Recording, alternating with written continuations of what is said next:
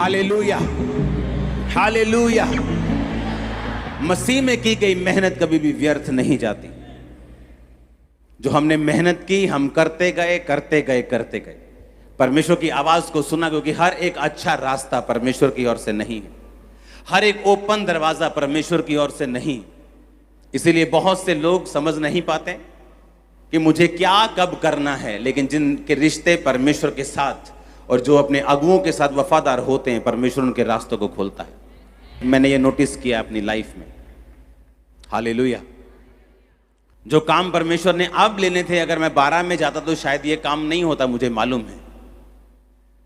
उसमें की गई मेहनत कभी भी व्यर्थ नहीं जाती।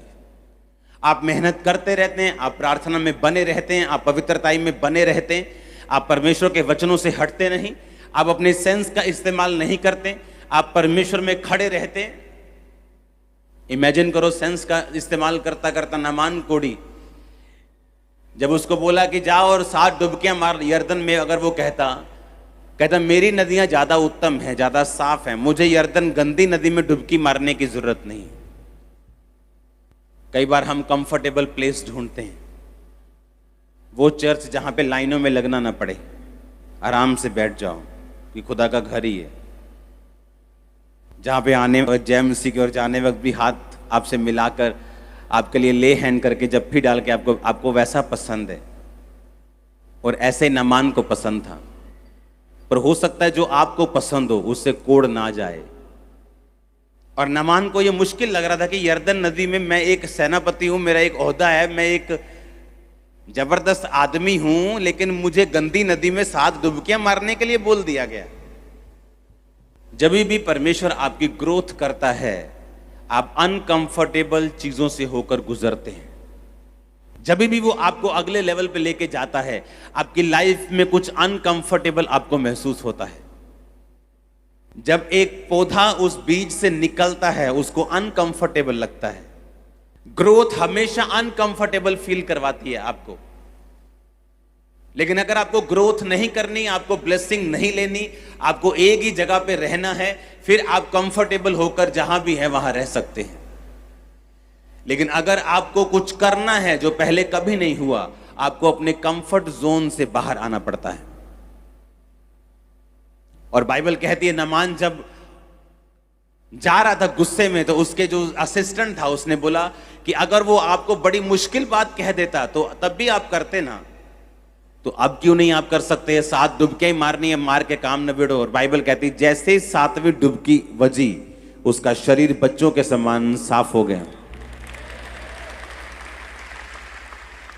परमेश्वर के लिए कंफर्ट से बाहर आओ। हालेलुया। एक बार विरोध हो गया तो हम डर जाते, नहीं अब हम सुसमाचार सुनाने इस गांव में नहीं जाएंगे, क्योंकि विरोध हो गया। आपको कंफर्ट चाहिए, कंफर्ट में ब्लेसिंग नहीं है। जब हम डरते नहीं, हम बुझते नहीं, चाहे अनकंफर्ट आ जाए लाइफ में, थोड़ी सी प्रॉब्लम आ जाए, थोड़ी सी असहजता, थोड़ी सी मुश्किल आ जाए, लेकिन फिर भी हम रुकते नहीं और अपने काम को करते रहते हैं, ब्लेसिंग के हकदार होते हैं फिर आप। और यही बात नामान को लग रहा था कि मुझे कंफर्ट में रहना था। मेरे अंदर मुझे बुलाता अपने घर में, मेरे पे तेल लगाता, मेरे सिर पे हाथ रखता, मुझे हील करता, चाय पानी पिलाता, मैं उसको लाखों रुपए देता और मैं आ जाता। ये उसका प्लान था। लेकिन जरूरी नहीं जो आपका प्लान है वो परमेश्वर का भी प्लान है। जब वो गया तो अंदर से अलीशा ने कहा कि इसको जाके कह दो कि यर्दन में 7 डुबकियां मारे, इसका कोड चला जाएगा। और बाहर आके ग्रीट भी नहीं किया, मिला भी नहीं, हेलो हाय भी नहीं की, कुछ नहीं किया। आप जब यहां पे आज बैठे हैं, मैं आपसे हेलो हाय करूं चाहे नहीं, पवित्र आत्मा आपको टच कर रहा राइट नाउ। आप जब वापस जाएंगे, अपने डिलीवरेंस के साथ जाएंगे। आज से लेकर 7 संडे हम डिलीवरेंस संडे करेंगे, परमेश्वर ने कहा। पूरे 7 संडे, सुनो मेरी बात, ये संडे मिला के आज संडे से पूरे 7 संडे हम छुटकारे के लिए प्रार्थना करेंगे। अगले 7 संडे तक आपको लगातार मीटिंग अटेंड करनी है। और 7th संडे, आज से लेके 7 संडे ऐसी टेस्टिमनीज पैदा होंगी आपकी लाइफ में।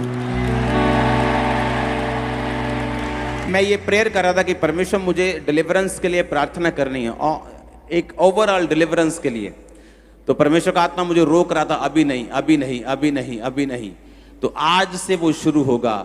हर संडे 7 संडे, सुनो मेरी बात, ये 7 संडे आपके छुटकारे के होंगे यीशु के नाम में। आपको इन 7 संडेज में 40-42 दिन जब भी जैसे बनते हैं, आपको प्रेयर में रहना, फास्टिंग में रहना, चर्च अटेंड करना भूलना नहीं। बाकी सब कामों को पीछे छोड़ दो ये 7 हफ्ते। जस्ट लगातार खुदा की हजूरी में, और जो मैंने आपसे बोला वो करने के लिए आप लगातार तैयार हो जाओ, और आप फ्री होके वापस जा रहे हो।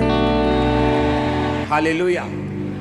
मैं आपको डिलीवरेंस में लेके जा सकता हूं, क्योंकि मैंने वो डिलीवरेंस पाई है परमेश्वर से। वो शरीर में भी पाई है, वो स्पिरिट में भी पाई है, फाइनेंस में भी पाई है, वो लोगों से पाई है, गलत लोगों से पाई है। मैंने हर तरह के डिलीवरेंस को टेस्ट किया है। ये 7 हफ्ते में आप मल्टीपल डिलीवरेंस को टेस्ट करेंगे अपनी लाइफ में। आप गलत सिस्टम से छुटकारा पाएंगे, बीमारियों से पाएंगे, दुष्ट आत्मा से पाएंगे, गरीबी के श्राप से पाएंगे, परिवार के श्राप से पाएंगे। आमीन, आमीन। आप इस छुटकारे को लेंगे यीशु मसीह के नाम में। हालेलुया। पहला कुरिन्थियों 15 उसकी 58 आयत को आप घर जाके पढ़ेंगे दोबारा से, जो मैंने आपको बोला है। मसीह में की गई मेहनत कभी भी व्यर्थ नहीं जाती। अपने पड़ोसी को बोलो, मसीह में की गई मेहनत कभी भी व्यर्थ नहीं जाती। आमीन।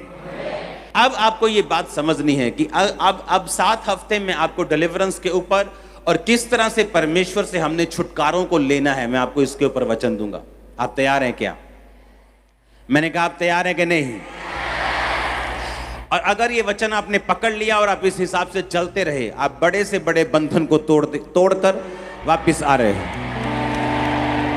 बड़े से बड़े, वो आपके बेटे का हो, वो आपके नशे का हो, वो आपके कर्जे का हो, आप उसे तोड़ देंगे यीशु मसीह के नाम में।